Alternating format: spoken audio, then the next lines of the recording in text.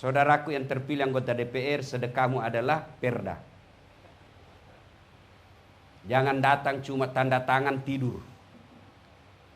Ada perda yang mau dibikin di lobi sama pengusaha, kau benarkan.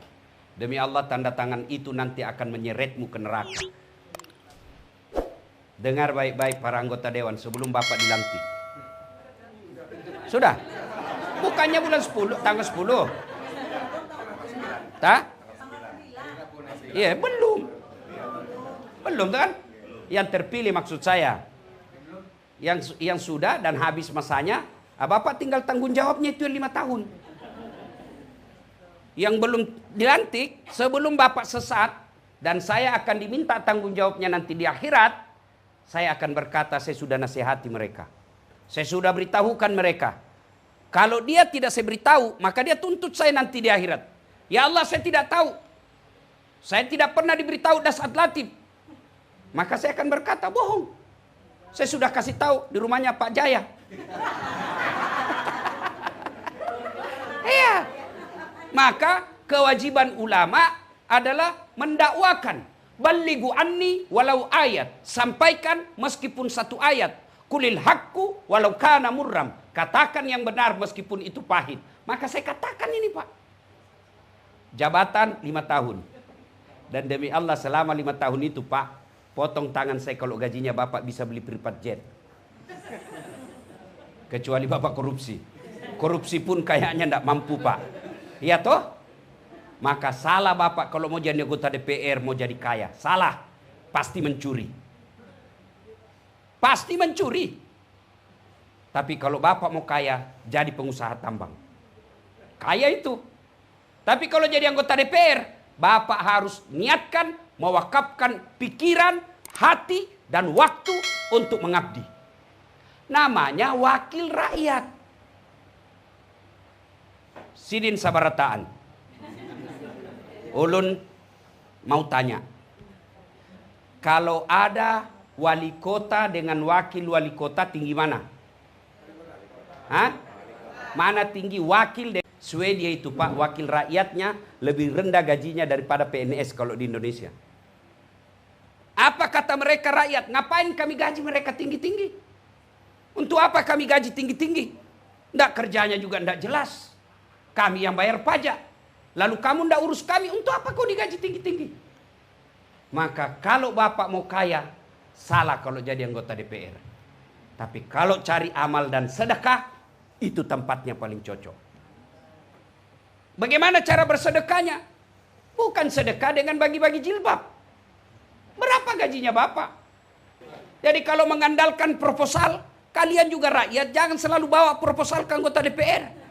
Berapa gajinya kasihan? Datang ini Pak Dewan yang terhormat. Ini ada kasihan. Gajinya berapa? Maka anggota DPR sedekahnya adalah pengabdian. Pengabdiannya bicara. Bapak tahu posisinya anggota DPR kalau kita berjamaah? Imam. Wali kota. Anggota DPR itu dia di sini. Di belakangnya imam sebelah kanan. Belakangnya imam sebelah kanan. Itu anggota DPR. Kalau imam salah, ini yang luruskan. Semestinya imam ruku, dia langsung sujud. Anggota DPR bicara dong. Apa dia bicara? Bukan dengan memaki. Bukan dia tendang. Ya imam salah kok. Enggak juga dia dorong kepalanya. Bodoh ini. Tidak. Apa dia ucapkan yang di belakang? Subhanallah. Maha suci Allah. Berarti anggota dewan. Kalau wali kotamu salah. Wali kotamu membuat peraturan yang menyusahkan masyarakat. Ngomong dong. Kamu wakil rakyat. Maka bicara. Kalau Bapak tidak bicara, Bapak dituntut. Kenapa? Karena diam. Tapi kalau sudah bicara, tidak dilaksanakan, lepas tanggung jawab sebagai anggota dewan. Kita bukan eksekutor, kita hanya legislatif. Legislatif itu berbicara, haknya berbicara. Cuma bagaimana kau jadi anggota DPR kalau kau tidak tahu bicara? Ada anggota DPR tidak tahu bicara? Banyak.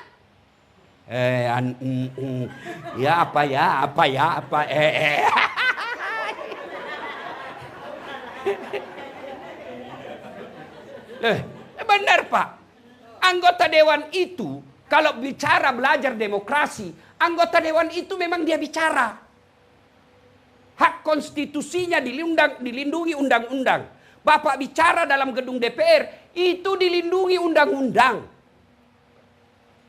Maka kalau berbicara, bela hak rakyat, jangan diam. Saudara dipilih bukan di lotre, meski kami tak kenal siapa saudara. Kami tak peduli karena suara diam, suara suara ha. Itu kan dibilang Iwan Fals, wakil rakyat, bukan terusnya merakyat. Jangan tidur waktu sidang soal rakyat. Sudah digaspol hari ini. Untung Bapak ada di sini. Untung Bapak hadir. Supaya apa? Ada peringatan. Inilah yang disebut amar ma'ruf nahi mungkar. Inilah yang disebut saudara sejalan, seiring seperjuangan. Inilah yang disebut watawasau bil haq watawasau bis sabar. Nah, cuma salahnya anggota dewan kita prestise, gengsi, wibawa. Mau dibilang anggota dewan, itauwah. Kalau orang di Sulawesi, itauwah. Anggota dewan, itauwah. Wih, hebatnya. Meskipun tidak tahu itu bicara. Dewan, ngomong Pak. Saya menyarankan kepada anggota DPR, senjata paling ampuh Bapak adalah ngomong. Dialog. Wakil rakyat, penyambung lidah rakyat. Apa maunya rakyat, Bapak ngomong. Maka saya sarankan kepada Pak Jaya, anggota DPR Nasdem setingkat provinsi, kumpul mereka, latih mereka public speaking. Latih mereka berbicara. Bagaimana meyakinkan? Itu kerjaan saya, Pak. Bapak lihat saya ceramah. Coba lihat ceramah saya. Hampir semua golongan senang. Dari orang tua sampai anak-anak kecil senang dengar ceramah saya. No dimaki-maki dia tidak tersinggung. Coba lihat di ceramah YouTube saya. Mana ada yang berani maki-maki jenderal? Kenapa? Karena saya punya public speaking. Bicara yang baik. Sampaikan tujuan kita tanpa menyinggung perasaannya orang. Ini Bapak harus punya. Bayangkan kalau Bapak pidato, kampanye, meyakinkan orang. Insya Allah. Kalau niatnya membela rakyat, Bapak di penjara sekalipun jihad. Itulah penjara seperti yang dialami oleh Nabi Yusuf. Maka, Bapak-Bapak Dewan yang mulia, jadikan jabatan sebagai anggota Dewan sedekah buat rakyat. Bayangkan kalau Bapak bikin, kan DPRD itu punya 3 fungsi. Pertama namanya fungsi legislasi. Membikin undang-undang kalau dia DPR. Kalau dia di daerah DPRD namanya. Perda namanya. Dia yang bikin. 2 itu ada hak inisiatif, ada hak dari pemerintah masukkan. Wali kota masukkan, dipelajari, dilihat. Maka disebut Ramperda, rancangan peraturan daerah. Anggota DPR punya inisiatif sendiri. Ini bikin. Lalu diajukan, diterima, ketok palu, tak. Pemerintah laksanakan. Diawasi oleh Satpol PP. Itu satu, hak legislatif. Yang kedua, disebut fungsi budgeting. Apa itu? Mengatur keuangan. Itulah sebabnya dia pergi reses. Cuma kadang-kala anggota DPR kita resesnya palsu. Ada fotonya. Ada tanda tangannya. Tapi di rumah dibikin. Nggak dia datang ke masyarakat. Masyarakat juga goblok. Kenapa kau tanda tangan? Cuma dikasih modal nasi bungkus harga 25.000. Pembeli bensin 100. Padahal lebih banyak lagi diambil itu anggota dewan. Siapa suruh kau panggil saya?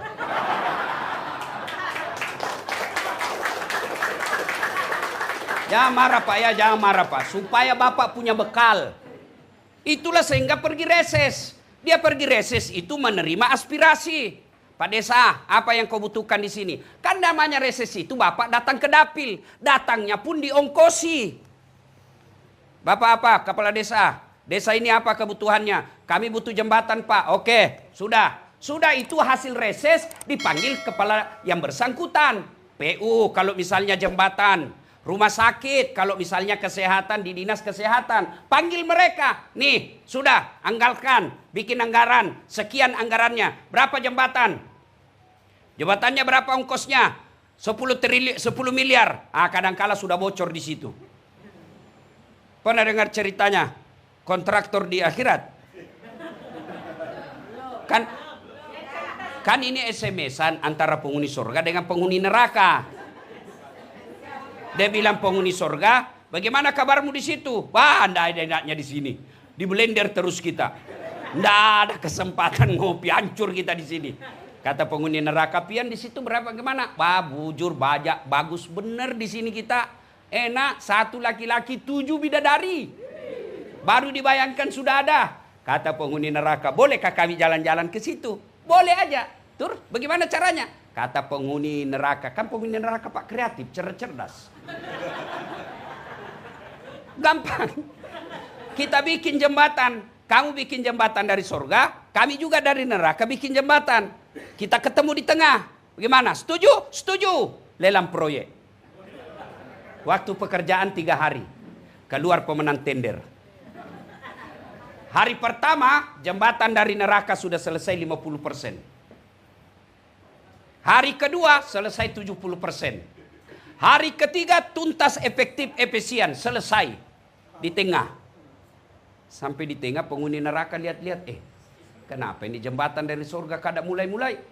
Teriaklah ini penghuni dari neraka. Kenapa kau belum mulai proyekmu? Kami sudah sampai di tengah sesuai perjanjian. Apa kata dari dalam surga? Bagaimana mau dimulai? Kontraktor, pengawas, pemborong ada semua di situ.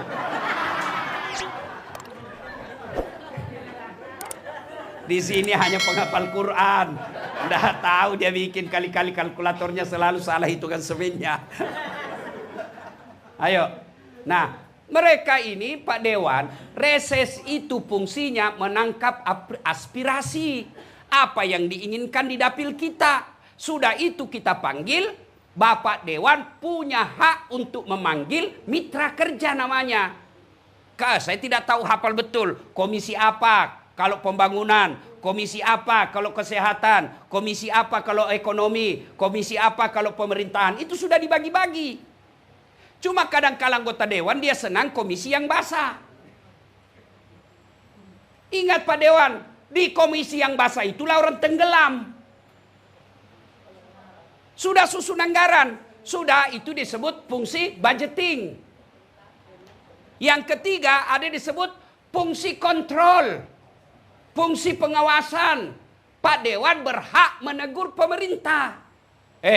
Kenapa itu anggaranmu salah guna? Kenapa itu perda kau tidak jalankan? Bapak punya hak sebagai wakil rakyat. Tiba-tiba ada jalan ditutup, itu mengganggu masyarakat. Pak Dewan punya hak untuk menegur. Sebagai wakil rakyat, kenapa jalan itu ditutup? Tidak pernah dibicarakan di Dewan. Rakyat mengeluh dengan itu. Itu kalau Bapak lakukan seperti ini, insya Allah Bapak di dunia anggota DPR, Bapak disebut yang terhormat, di akhirat juga insya Allah sama-sama Rasulullah di akhirat. Tapi kalau Bapak hanya kejar proyek, salah gunakan reses, di dunia kau anggota dewan terhormat, di akhirat kau akan abadi dalam neraka. Pilih mana? Pilih mana? Anggota DPR 5 tahun Pak, 5 tahun demi Allah, kalau untung terpilih lagi. Kalau tidak untung, wabillahi taufiq wal hidayah. Tapi dosanya dibawa sampai mati. Ini bersyukur Bapak belum dilantik sudah dapat pembekalan luar biasa. Ya Allah, saya sudah sampaikan kepada mereka. Saya lepas tangan. Tinggal mereka menjalankan apa yang saya sampaikan. Mudah-mudahan ada manfaat. Lebih dan kurangnya mohon dimaafkan.